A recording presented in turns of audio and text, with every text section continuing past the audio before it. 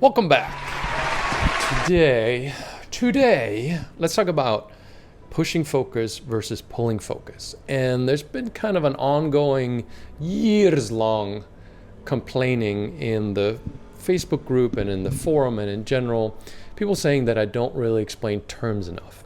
Jakey makes up words, and then Jakey uses words. Jakey doesn't explain words. Actually, most of them I explain in the FAQ, which is on the website in the top menu. If you're using mobile, then you have to do stuff. I try to explain most terms there isn't really a good glossary. So let's talk today about pushing focus versus pulling focus. Now, very briefly and right to the point, pushing focus is when you're using active focus and close-up. So you're looking at a screen and you're trying to push away from the screen, right? Conversely, pulling focus is the same idea, active focus, but at a distance. You're trying to pull the image closer to you. Look at that, like this. So you're trying to pull the image closer to you.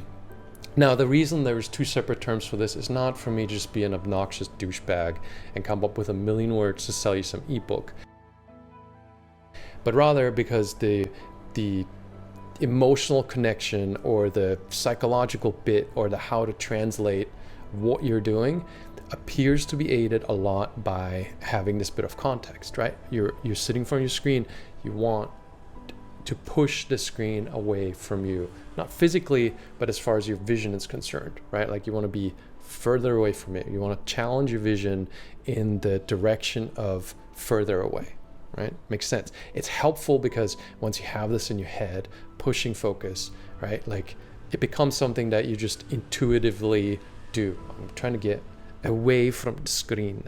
Trying to get away from the screen.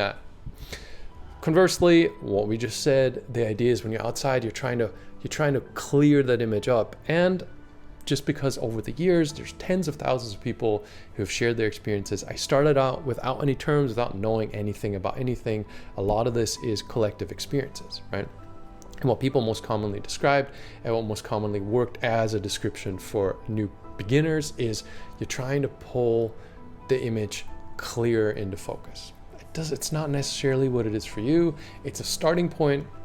It's a help explaining stuff in more context. It's trying to make things easier as much as possible and having a common set of vocabulary to describe these things so that we don't have to describe them in detail every single time is helpful.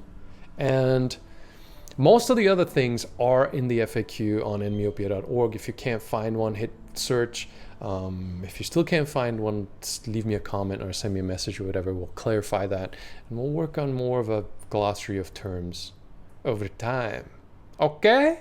Remember, this is not a highly professional project. This is not my job. This is just something that turned into a thing that a lot of people do. So you have to help me sometimes improve these resources because I'm not great at everything.